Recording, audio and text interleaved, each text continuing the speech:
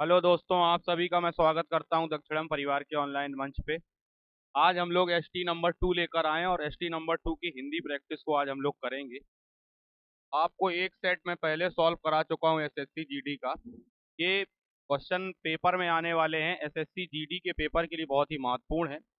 Police के भी question इसमें रखे गए हैं और एसएससी जीडी के लिए तो महत्वपूर्ण है ही। हम लोग अपने पहले प्रश्न पे आते हैं। पहला प्रश्न आपको दिया हुआ है। एक बात ध्यान से समझ लें कि पेपर में वर्तनी का वेटेज बढ़ता जा रहा है। वर्तनी के प्रश्न पूछने की संभावनाएं ज्यादा हो गई हैं। आप अगर सेट भी सॉल्व करोगे तो आपको वर्तनी के प्रश्न ज्यादा से ज्यादा देखने को मिलेंगे। आप अगर देखें तो पहला क्वेश्चन नंबर लिखा है, प्रश्न में 4 शब्द दिए गए हैं जिनमें से एक शब्द की वर्तनी अशुद्ध है। शुद्ध वर्तनी वाला शब्द आपको चुनना है। शुद्ध वर्तनी वाला शब्द आपको चुनना है और शब्द क्या है? अधर्म है। अधर्म शब्द धर्म का विलोम होता है, ये सभी कोई जानता है। धर्म का विलोम क्या होता है? अधर्म होता है।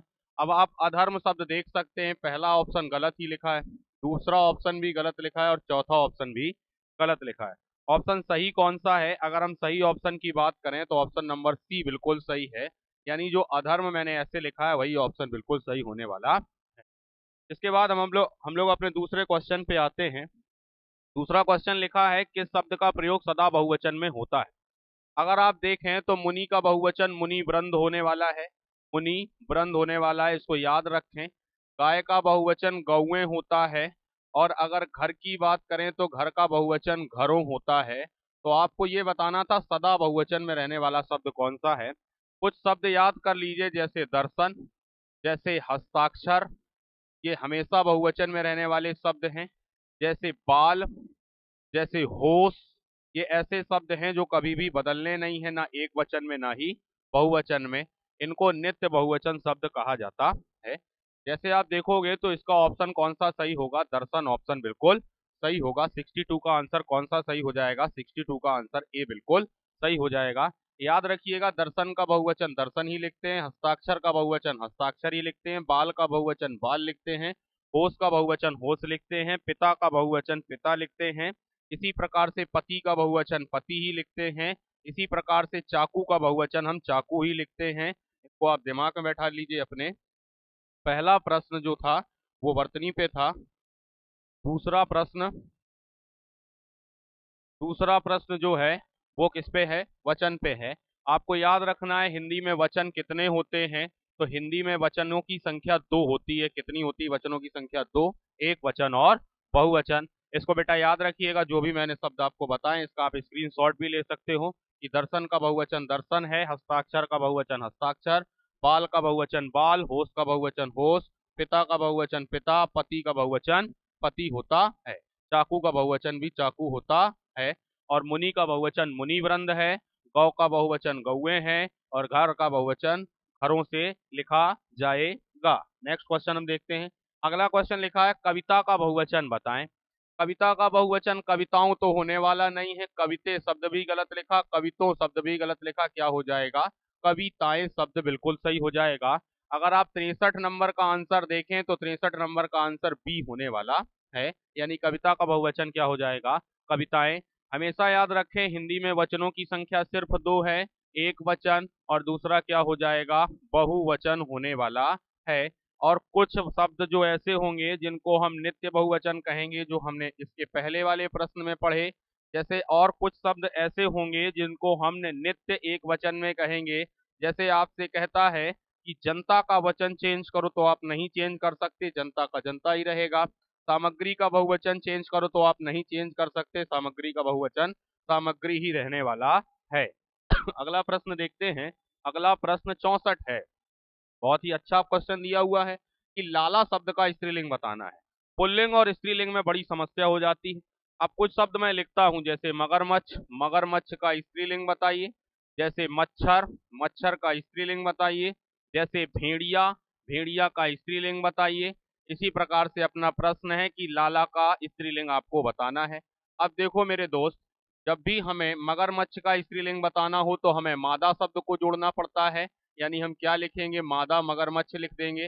जब भी हमें मच्छर का बताना हो तो हमें मादा शब्द को जोड़ना पड़ता है, हम मादा मच्छर लिख देंगे। आपने मादा एनोफिलीज मच्छर नाम सुना होगा जो मलेरिया का वाहक है। इसी प्रकार से भेड़िया का भी पूछे तो भी हम मादा लिख देंगे। तो हमें क्या लिखना पड़ेगा, मादा भेड़िया लिखना पड़ेगा। और लाला शब्द का स्त्रीलिंग क्या हो जाएगा, ललाइन हो जाएगा। सुनने में थोड़ा सा अटपटा लगता है, पर लाला शब्द का बहुवचन स्त्रीलिंग क्या हो जाएगा, ललाइन होने वाला है। इसका भी आप स्क्रीनशॉट रख सकते हैं, ये भी आपके लिए बहुत काम की चीज है। अगला प्रश्न क्वेश्चन नंबर 65 पे आते हैं। क्वेश्चन नंबर 65 कहता है, दिए गए मुहावरे लोकोक्तियों के अर्थ बताने के लिए 4 विकल्प प्रस्तावित हैं। प्रत्येक प्रश्न के लिए उपयुक्त अर्थ वाला विकल्प आपको चुनना है। इसमें लिखा है अठखेलियां सूझना। अठखेलियां सूझना किसके लिए प्रयोग किया गया है, होश उड़ाना, बिल्कुल गलत हो जाएगा। धोखा देना, बेटा ये बार बार पूछा जाता है। अंगूठा दिखाना, अंगूठा दिखाना मतलब धोखा देने के लिए प्रयोग किया जाता है। टाल मटोल करना, ये भी गलत हो जाएगा। आंसर कौन सा सही हो जाएगा, दिल लगी करना। जानते हो आप लोग इस उम्र में सभी दिल लगी कर रहे हैं, और इसी को क्या बोलते हैं, अठखेलियां सूझना। काम छोड़ के नए कामों में लगे हुए हैं, और ये क्या है, अठखेलियां सूझना। एक और मुहावरा बहुत प्रचलित है, किम कर्तव्य विमूढ़ होना। मुहावरा क्या है मेरे दोस्त, मुहावरा है किम कर्तव्य विमूढ़ होना। इसका अर्थ आप कमेंट बॉक्स में करेंगे कि किम कर्तव्य विमूढ़ का अर्थ क्या होता है। इसको आप कमेंट बॉक्स में आंसर करके देंगे। क्वेश्चन नंबर 65 लिखकर आप ये आंसर करेंगे, और इसका आंसर मैंने बता दिया, 65 का आंसर सी है, दिल लगी करना। अठखेलियां खेलना मतलब, या अठखेलियां सूझना मतलब क्या होता है, दिल लगी करना। नेक्स्ट प्रश्न हम लोग देखते हैं। अगला लिखा है, खग जाने खगही की भाषा। अब बहुत सारे लोग इसमें सोचेंगे खग माने पक्षी और खग माने पक्षी, तो वो पक्षियों की तरह बोलना लगा सकते हैं, या पक्षियों की भाषा ना जानना, या पक्षी अपनी भाषा स्वयं समझते हैं, पर ऐसा नहीं है। खग जाने खगही की भाषा मतलब समान प्रवृत्ति वाले लोग एक दूसरे को सराहते हैं। जो एक ही प्रवृत्ति एक ही आदत के लोग हैं, वो एक दूसरे की सराहना करते हैं। ये 66 का आंसर कौन सा सही हो जाएगा मेरे दोस्त, 66 का आंसर डी ऑप्शन बिल्कुल सही हो जाएगा। अगले क्वेश्चन पे आते हैं 67 नंबर पे। 67 नंबर क्वेश्चन लिखा है, निम्नलिखित प्रश्न के 4 वाक्य दिए गए हैं, इनमें से एक वाक्य सही है। सही वाक्य का चयन आपको करना है। लाल बहादुर शास्त्री जी ख्याति प्राप्त प्रसिद्ध नेता थे। लाल बहादुर शास्त्री के लिए अब इस वाक्य को आपको इस प्रकार से बताना है कि कौन सा वाक्य इसमें शुद्ध है। ध्यान से पढ़िए, लाल बहादुर शास्त्री ख्याति प्राप्त प्रसिद्ध नेता थे। ख्याति के साथ प्रसिद्ध शब्द लगाना ही वर्जित है। तो ख्याति का मतलब ही प्रसिद्ध होता है, तो प्रसिद्ध लगाने का कोई मतलब ही नहीं बनता। दूसरे में भी प्रसिद्ध लगा है, इसमें भी आप इसको लिख नहीं सकते। तीसरे में लिखा ख्याति प्राप्त नेता लाल बहादुर शास्त्री थे, कोई मीन ही नहीं बन रहा। कर्ता को उन्होंने पीछे रख दिया है और उपाधि उसकी पहले रख दी है। आप अगर ये वाला देखें तो लिखा है लाल बहादुर शास्त्री जी ख्याति प्राप्त नेता थे। बेटा ये दोनों ऑप्शन इसलिए गलत हो गए क्योंकि इसमें ख्याति शब्द का प्रयोग है, तो प्रसिद्ध लगाना गलत हो जाएगा। लाल बहादुर शास्त्री जी नेता प्रसिद्ध थे, इसका भी कोई मीन बनने वाला नहीं है। तो आप 67 का आंसर क्या लिख सकते हैं, 67 का आंसर हम बी लिख सकते हैं। कौन सा आंसर हो जाएगा, बी, सॉरी डी आंसर बिल्कुल सही हो जाएगा। कौन सा आंसर हो जाएगा, 67 का आंसर नंबर डी बिल्कुल सत्य होने वाला है।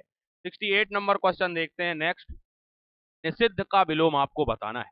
निषिद्ध का विलोम आपको बताना है।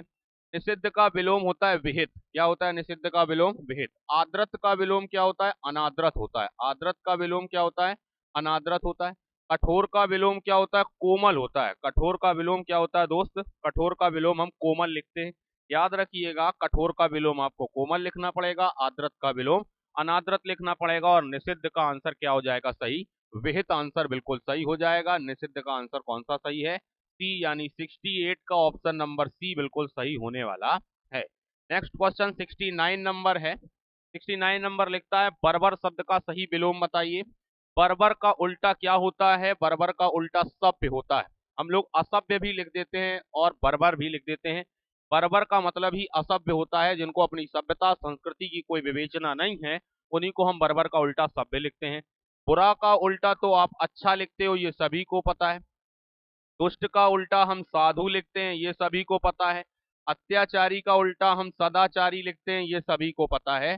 जबकि ऑप्शन नंबर ए बिल्कुल सही है, बर्बर का ऑप्शन सभ्य बिल्कुल सही होने वाला है। 69 के बाद 67 नंबर हम देखते हैं, 70 नंबर हम क्वेश्चन देखते हैं। देवता का पर्यायवाची आपको बताना है। देवता के पर्यायवाची में पहला लिखा अलंकेश, दूसरे में लिखा विबुध, तीसरे में लिखा अनीक, और चौथे में लिखा ज्योतिषक। ज्योतिष का शब्द ही गलत लिखा, ज्योतिष लिखना चाहिए, इसका तो कोई मीन ही नहीं है। अनीक माने क्या होता है, अनीक माने होता है सेना, या फिर उसी को हम बोलते हैं दल, या फिर उसी को हम बोलते हैं चमू। याद रखिए ये पर्यायवाची है सेना के, अनीक। दल और चमू। अलंकेश किसका पर्यायवाची है? अलंकेश पर्यायवाची है कुबेर का। लंका से हटा दिया था रावण ने उनको, इसलिए उनको अलंकेश कहा गया। ऑप्शन एक ही बचता है, ऑप्शन नंबर बी। तो 70 का आंसर बी बिल्कुल सही हो जाएगा कि देवता का पर्यायवाची क्या हो जाएगा? विबुध हो जाने वाला है। 70 के बाद हम लोग क्वेश्चन नंबर 71 पे आते हैं। 71 नंबर क्या कहता है? 70 नंबर 1 कहता है, 71 नंबर की बगीचा का पर्यायवाची शब्द आपको बताना है। निर्जन, व्यजन, उपवन या कल्पसाल। तो निर्जन जो शब्द है वो बगीचा से कोई उसका लेना देना नहीं है, जहां पे कोई व्यक्ति नहीं है वो बगीचा किस बात का?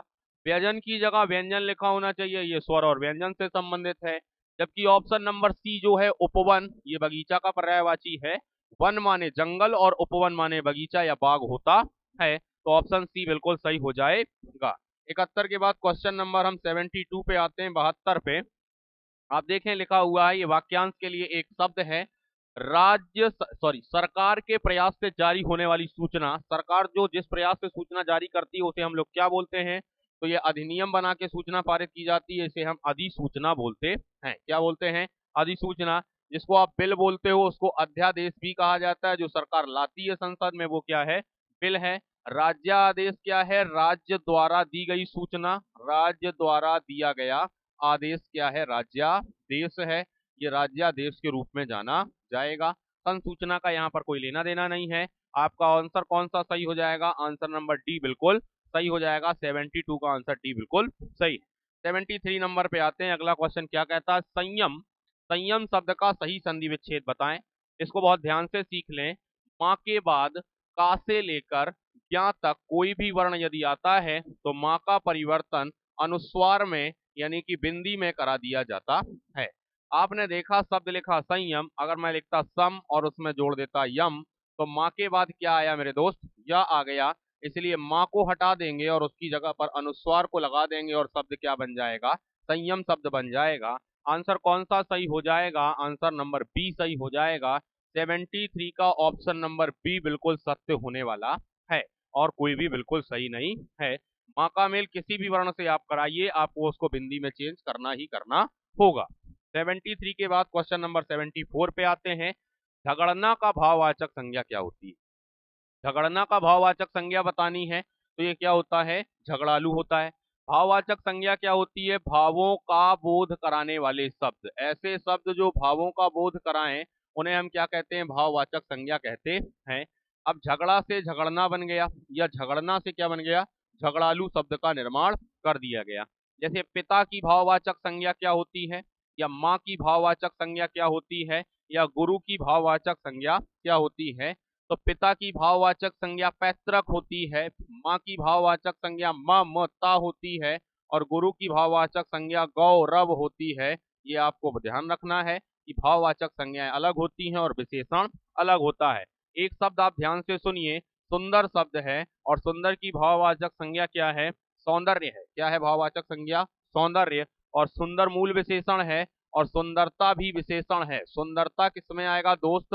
विशेषण में आएगा। जबकि सौंदर्य किस में आएगा दोस्त? सौंदर्य भाववाचक संज्ञा में आएगा। इसको आपको याद रखना है। 74 के बाद क्वेश्चन नंबर 75 पे हम लोग आ सकते हैं। अगला क्वेश्चन लिखा कहानी संग्रह दूसरा ताजमहल की लेखिका कौन है? दूसरा ताजमहल की लेखिका कौन है यह आपको बताना है। पोस्ट बॉक्स नंबर 24 ये किसकी रचना है? ये ममता कालिया जी की रचना है। इसको हिंदी में भी हम लिख सकते हैं। और कहानी संग्रह दूसरा ताजमहल किससे संबंधित है? नासिरा शर्मा से संबंधित है। 2017 में साहित्य अकादमी पुरस्कार भी इनको मिला, Nasira Sharma. 75 option number A बिल्कुल सही है। 76 पे आते हैं। अब वही गद्यांश है, ध्यान से पढ़ेंगे इसको और इसमें रिक्त स्थानों को हमें भरना है। पहले नंबर के ऑप्शन ये दिए हैं, ऐसे 77 नंबर पे दूसरे के ऑप्शन होंगे। पहले नंबर पे लिखा है संसार में संपूर्ण अज्ञान नाम की वस्तु नहीं होती। अज्ञान अक्सर परिस्थितियों के, अब रिक्त स्थान भरना है। अज्ञान अक्सर परिस्थितियों के गणित के अनुसार, गणित अनुसार अज्ञान या गुना किसको आप भर सकते हैं?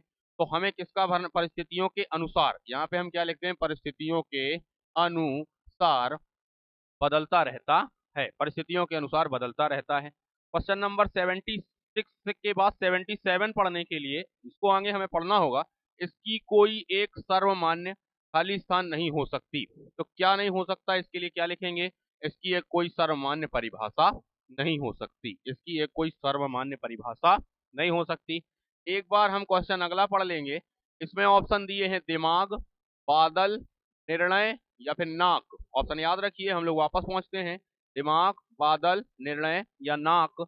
तो हमने दूसरे में जो भरना था वो हमने भर लिया। तीसरे में लिखा जिस समय व्यक्ति के, अब व्यक्ति के दिमाग पर हावी हो जाता है, इसमें क्या भरेंगे हम लोग, दिमाग ऑप्शन भर देंगे। यानी जो हमारा अगला प्रश्न है उसका आंसर कौन सा सही होगा, ए ऑप्शन सही होगा। 78 का ऑप्शन नंबर ए बिल्कुल सही हो जाएगा। अगला क्वेश्चन पढ़ते हैं 79। 79 पे लिखा है गद्यांश में संकेतक 4 को भरना है।